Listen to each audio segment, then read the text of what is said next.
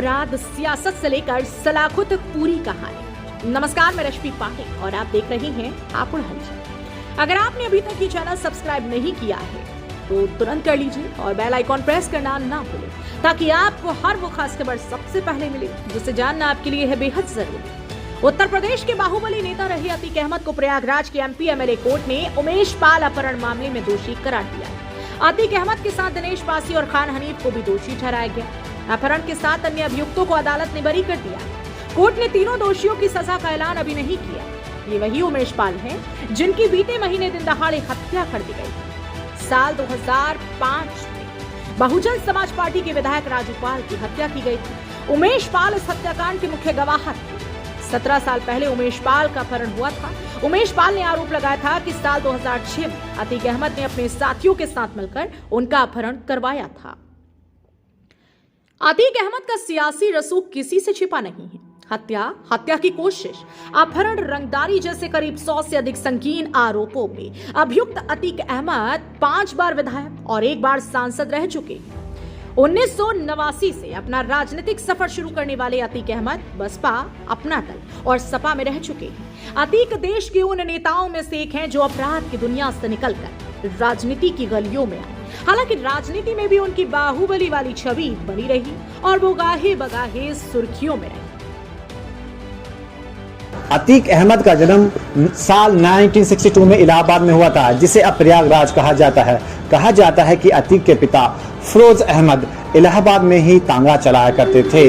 Media report की अनुसार साल 1979 में अतीक अहमद नाबालिग थे, तभी से ही उन पर पहली बार हत्या का मुकदमा दर्ज हुआ था। हालांकि इसके बाद उनके खिलाफ आपराधिक मामलों का ये सिलसिला लगातार जारी रहा। सन 1992 में इलाहाबाद पुलिस ने अतीक अहमद के खिलाफ कथित अपराधों की सूची जारी की थी और तब बताया गया कि उनके खिलाफ उत्तर प्रदेश के कई शहरों के अलावा बिहार में भी हत्या, अपहरण, जबरन वसूली आदि के करीब 4 दर्जन मुकदमे दर्ज हैं।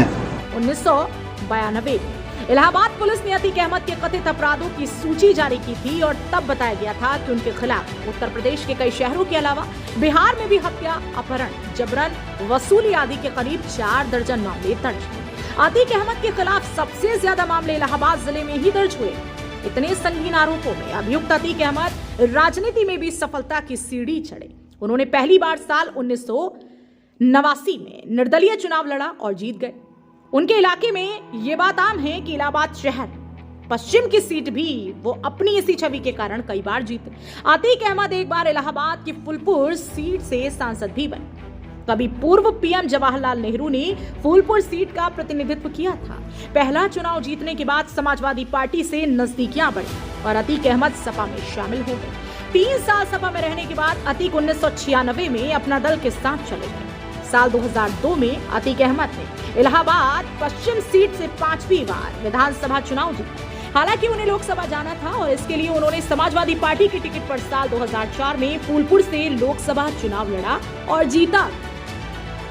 अब तक सब ठीक चल रहा था, लेकिन अतीक अहमद को पहला झटका तब लगा जब उनके भाई के ऊपर सन 2005 में राजू पाल की हत्या के मामले में एफआईआर दर्ज हो गई। साल 2007 में यूपी की सत्ता बदली और मायावती की सूबे की मुखिया बनी। सत्ता जाते ही सपा ने अतीक को पार्टी से बाहर निकाल दिया। उधर मायावती की सरकार ने अतीक को मोस्ट वांटेड घोषित कर दिया था।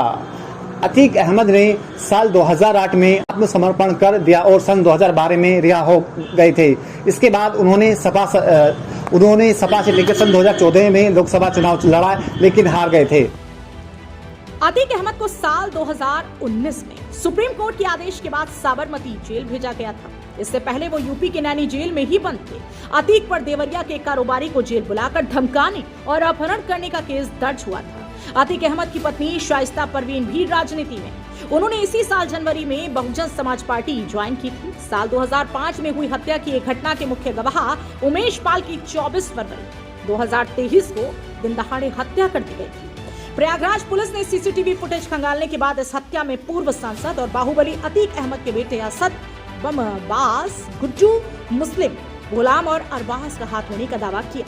उमेश पाल 2005 में बीएसपी के विधायक राजू पाल की हत्या के बाद सुर्खियों में आए थे, जब उन्हें राजू पाल की हत्या के मामले में मुख्य गवाह बनाया गया था। दरअसल उमेश पाल ने 2007 आरोप लगाया था कि 28 फरवरी 2006 को अतीक अहमद ने उनका अपहरण करवाया, उनके साथ मारपीट की और जान से मारने की धमकी दी, क्योंकि वह राजू पाल हत्याकांड के एकमात्र गवाह थे। अदालत ने अतीक अहमद और उसके भाई अशरफ अहमद को 28 मार्च को पेश करने का आदेश दिया था, जिसके बाद यूपी पुलिस उसे अहमदाबाद की साबरमती सेंट्रल जेल से लेकर के सोमवार शाम प्रयागराज पहुंची। अब अदालत ने अतीक अहमद को उमेश पाल अपहरण मामले में दोषी करार दिया है।